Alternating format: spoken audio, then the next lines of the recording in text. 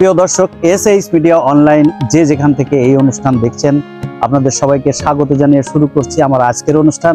আমার আজকের অনুষ্ঠানের একজন বিশেষ অতিথি, 90 দশক 80 দশক জনপ্রিয় একজন সঙ্গীত শিল্পী, যার শুরুটা হয় বাংলাদেশ টেলিভিশনের মাধ্যমে এবং তখন ক্যাসেট বের হতো সঙ্গীতা, সাউন্ডটেক বা আরও অন্যান্য বিভিন্ন কোম্পানি থেকে। শুরুটা হয় তার গজল গান দিয়ে এবং বাংলা পুরনো যে গানগুলো আছে সেই গানগুলো দিয়ে তার শুরু হয় এবং একক অ্যালবাম বেরোয়। তিনি হচ্ছেন আমাদের জনপ্রিয় সঙ্গীত শিল্পী আরিফুল ইসলাম মিঠু সাহেব। Thank you. আজকে আমি আমাদের এই অনুষ্ঠানে তাকে স্বাগত জানাচ্ছি এবং দর্শক, আপনারা নিশ্চয়ই এতক্ষণ চিনে ফেলেছেন এ প্রজন্ম এবং পুরনো যারা আছেন তাদের এক জনপ্রিয় এই শিল্পী আমাদের মাঝে সেবা দিয়ে যাচ্ছেন, আমাদেরকে গান শুনিয়ে আসছেন সেই আরিফুল ইসলাম মিঠু। মিঠু সাহেব, আপনি কেমন আছেন? হ্যাঁ, ভালো আছেন। ভালো আছেন না? আপনার ফেসবুক খুললেই আপনার কণ্ঠে সকালবেলা ভেসে ওঠে তোমার দুটি নয়ন বা এই যে মেহেদী হাসানের গজল। আসলে আপনার শুরুটা হয় কিভাবে? শুরুটা তো আসলে সেই ছোটবেলা থেকে শুরু, যেমন সেমি ক্লাসিক্যাল মেলোডিয়াস গানের ভক্ত আসলে আমি। তার সাথে যদি যোগ হয়েছে ওস্তাদজি মেহেদী হাসান। ওস্তাদজি মেহেদী হাসানের গান আমি তখন আমার 9 বছর বয়স সর্বমোট। জি জি। তো তখন থেকে আমি ওস্তাদজি মেহেদী হাসানের ভক্ত এবং এত বেশি ভক্ত ছিলাম যে মানে পরবর্তীতে ঘরানাটাই ওইরকম হয়ে গেল।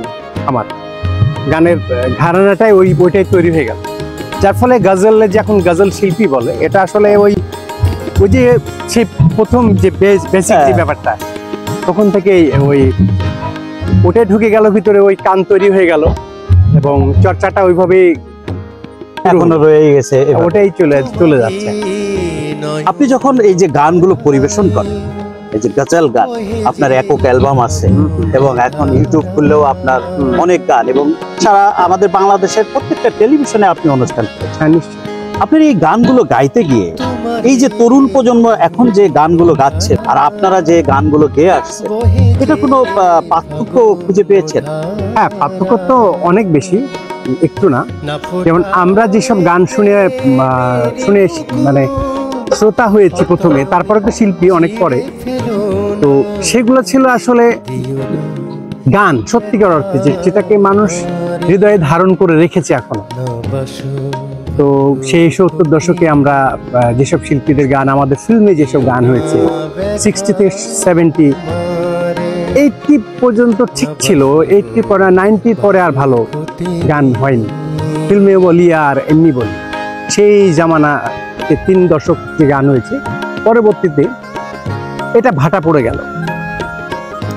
তো আমি আসলে ওই বেসিকটাকে ধরে রেখেছিলাম এবং বাংলাদেশ টেলিভিশনে যখন আমি অডিশন দিতে যাই, জি, ওস্তাদ আব্দুল আজিজ বাচ্চু আমার ওখানে রাজ্যের খুব প্রখ্যাত ওস্তাদ, ওনাকে মামা ডাকতাম। উনি বলল যে তুমি ঘরানার বাইরে যাবা না এবং এই ঘরানাটাকে ধরে রাখতে হবে তোমাকে, এবং গান তোমাকে টেলিভিশনে অডিশনে দাও, তাহলে এই ঘরানার গানই তোমাকে অডিশনে গাইতে হবে। এবং তাই করলাম এবং আমি বাংলাদেশ টেলিভিশনে 92-তে অডিশন দিলাম। 92-তে একবারই, এবং রাজশাহী থেকে আমি একাই আধুনিক গানে চান্স পেলাম। এবং তখন কথায় আছে যে সবচেয়ে বেশি মার্কস ওখানে আমি পেয়েছিলাম বাংলাদেশ টেলিভিশনে। তখন খন্দকার নুর আলম, আলাউদ্দিন আলী, সত্য সাহারা বিচারক ছিল। তো আমাকে খন্দকার নুর আলম বললো যে তোমার গায়কিতে ওস্তাদ মেহেদী হাসানের ছোঁয়া পাচ্ছি, তুমি কি তার খুব বেশি ভক্ত? আমি যে জি। তো তুমি কি এই ঘরানাটাকে ধরে রাখতে পারবা? তা বললাম যে সমুদ্রে ডুব দিয়েছি, এটা থেকে ওঠা যায় না, তো নিশ্চয় আমি এখানেই থাকবো, এখান থেকে আর বাড়ানোর এখন পথ নেই। বর্তমান তরুণ প্রজন্ম যে টেলিভিশন খুললেই দেখা যাচ্ছে তরুণ প্রজন্মের শিল্পীরাই বেশি থাকে। আপনি যে ধরনের গান করেন, আমাদের টেলিভিশন কর্তৃপক্ষ কি আপনাকে ডাকে না নাকি? আমরা কম দেখছি ইদানিং আপনাকে। না, ডাকে না কথাটাও বলবো না। এখানে হচ্ছে যে ওই মিডিয়া এখন মনে করে যে এই যে বিভিন্ন কম্পিটিশনে যারা বিভিন্ন তারকা হয়ে গেছে, যারা মনে করে যে হয়তো এরাকে দিয়ে বোধহয় আমার টেলিভিশনে সবকিছু মানে এরাই গান করলে আমাদের টেলিভিশনটা মানে কি বলবো, দর্শক বেশি দেখবে বা পপুলারিটি পাবে চ্যানেল, এরা এটা মনে করে। কিন্তু আসলে কিন্তু ওই নতুন প্রজন্ম কিন্তু ওই পুরোনো গানই গাচ্ছে। জি জি জি। এবং এটা সবচেয়ে মজার ব্যাপার, যেমন আমার গান টেলিভিশনে গাওয়ার আগে অডিশন দিতে গেলে আমার গান কিন্তু কয়েকটা থাকে, একটা না। কোনো ছেলে শিল্পী বা যারা উদীয়মান যারা অডিশন দিচ্ছে তারা কিন্তু ওখানে আমার মিনিমাম 5টা গান। এখনকার যেসব শিল্পীরা মানে যাদের মৌলিক গান বেরোচ্ছে, দেখা যাচ্ছে 2 দিন পরে মানুষ ভুলে যাচ্ছে ওটা, কিন্তু আপনাদের যে মৌলিক গানগুলো এটা কিন্তু ইতিহাস হয়ে রয়েছে। এটাই থাকবে তো, কারণ ওটার ভিতরে সবকিছু আছে, গান বলতে যেটা বলতে সবই আছে। আজকে আপনি কি গান শোনাবেন আমাদের দর্শক?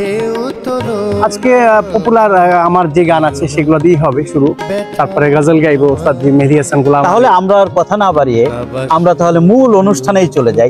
প্রিয় দর্শক, আপনারা দেখতে থাকুন আমার অনুষ্ঠান, এবং আজকে আরিফুল ইসলাম মিঠু ভাইয়ের একক সঙ্গীত সন্ধ্যা আপনারা উপভোগ করুন।